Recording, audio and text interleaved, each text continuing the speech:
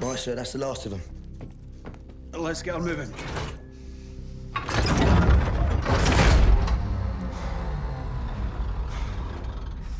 I've done everything right. Everything. My whole sodding life. All I've done is live my life by the manual. By the manual! What's wrong with you? You stupid bloody machine! Now, come on, Bess. Pull yourself together and work with me here. Fuck's sake, I thought you liked to bloody well fight!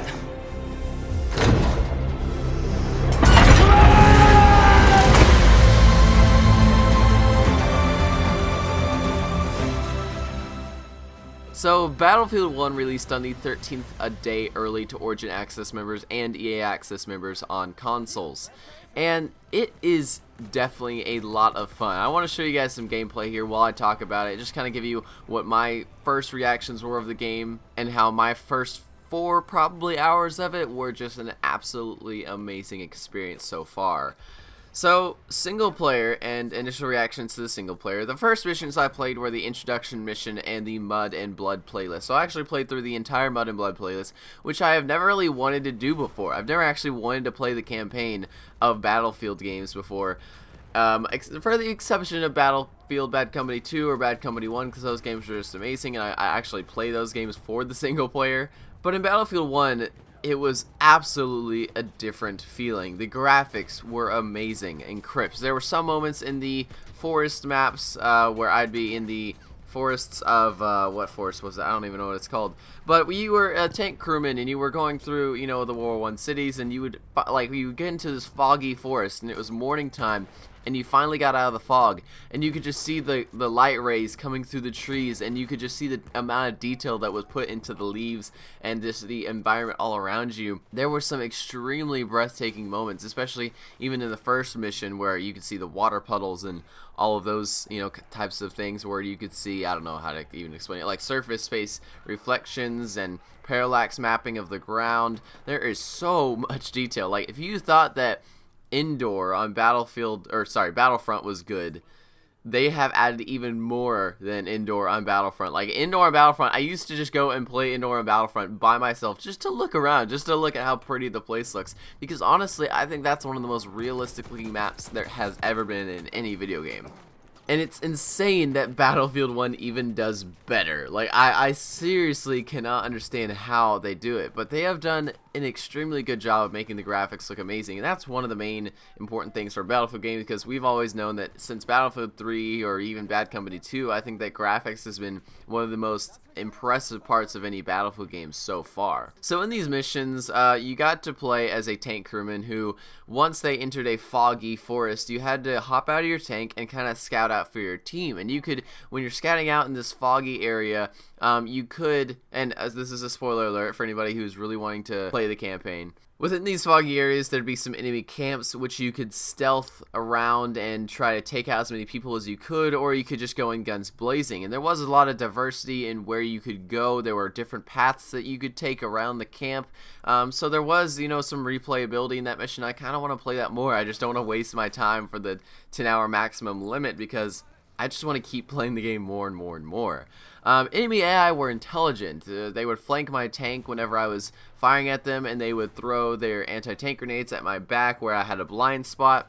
And they were just smart. They would honestly go and hide behind cover. They would run across buildings. Let's say I was driving a tank down an alleyway, they would know to run quickly past that alleyway so that I wouldn't have the reaction time to be able to kill them. It was a really well done AI, and it's so refreshing when you play a game like Arma 3 where the AI just lay down and fire back at you whenever you shoot them. That's all they do 100% of the time. I expected the campaign to be, well, like, better than the Battlefield 3 and Battlefield 4 campaign, but this was like just breathtaking at moments. There is another spoiler I'll say, where you're flying as the pigeon, as the messenger pigeon for your tank, and you have to fly the pigeon. You have to manually fly a pigeon back to your HQ. And this was just a breathtaking, magical moment. I'll just cut it right here so you guys can watch it, but it was amazing.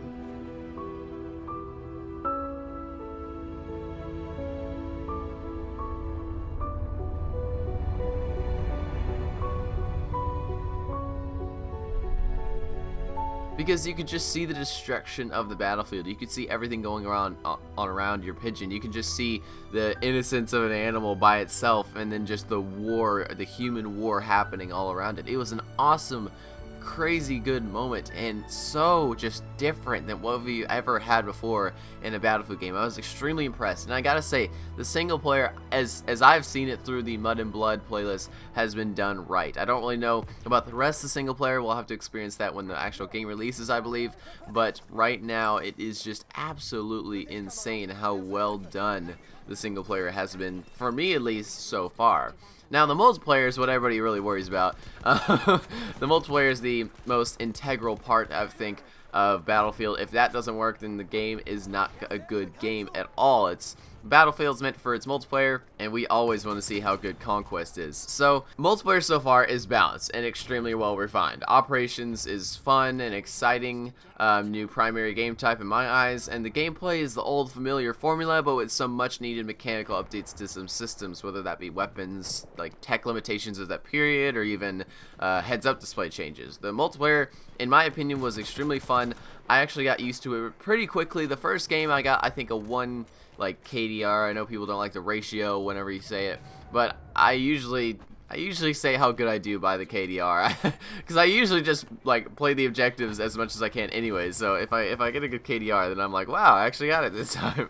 But yeah, I got like on the first mission, I think I got, or on the first Conquest game mode, I think I got like 13 to 13. On the second one, I got like 13 to 7. On the by the 5th game mode, I was getting like 17 and 4s and stuff. I was doing really well by the end of it, and it is very similar. I will say it is very similar to the formula that we've always known of Battlefield 4 and Battlefield 3, but it is definitely extremely well refined, and it feels so much better than playing something like Battlefield 4, in my opinion. I mean, just the amount of, I guess the lack of amount of tech, of little claymores or UAVs flying around, the lack of gimmicky deaths that happen is so much more refreshing. I really like whenever, you know, let's say we're in a building and someone throws gas up in that building, and because we've been holding up in this building the entire time, aiming down our sights, we have to put our gas masks on, and now we can't aim down our sights. Like, how effective is that? Like, how cool is that idea?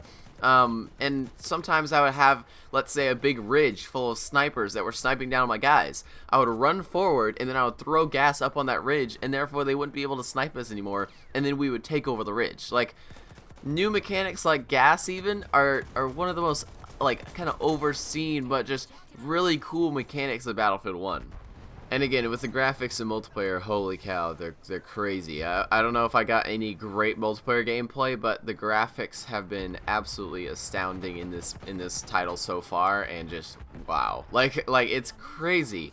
On a GTX 1080, I do believe that it ran at ultra at 60 FPS all the time. I'm not exactly sure. I haven't done any hardcore benchmarks yet, but I hope that I can run it on a 750 Ti and the 1080, just so I can show you guys the performance differences of both, to see how it differs compared to, like, let's say a standard Battlefield 1 multiplayer match. So I want to do something like that where I get maybe later when the actual full game releases, where I get the 1080, the 750 Ti, and I play Battlefield 4 in a full multiplayer match in like a standard map, like a vanilla edition map, and then I go in Battlefield 1 in a vanilla edition map and play in there and see the frame rate difference on the same exact, like, let's say medium settings. Just because I'm interested in how the game runs, I'm interested in what like the minimum requirements to run it on, like, let's say high or ultra are even. So I'm definitely interested in that. It is still an amazing experience. Like, I really do suggest this game. I wasn't really extremely hyped up for it because I knew that the multiplayer might be broken, you know, things might be broken at the launch of the game, especially when it's not even launched yet. But so far, it has been an amazing experience, and it like, let's say Battlefield 1, it's good. It's good. Like, that's the least I can say right now with how little I know about the game so far. We don't know about its longevity. We don't know about, you know, what the rest of the single player missions are like. We don't know if they made these single player missions amazing and then they left the rest to just be crap. But so far, it is a good experience, and I really do suggest buying EA Access or buying Origin Access if you're on consoles, or no, if you're on PC, and trying it out, because you can get it for $5 right now, and you can just make sure to cancel your subscription like right as you buy it, though, so it doesn't renew in 30 days. But it's really interesting. I would suggest going and checking it out. You can play for 10 hours. It's a lot of fun, and I will see you guys next time. Thanks for watching.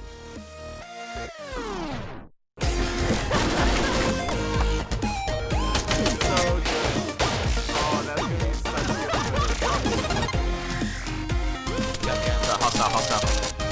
Oh, hello, Blake! We made it! This can't happen. No! Yeah, get him, buddy! Contact, man! 20. Oh my god! Slow down! Oh god!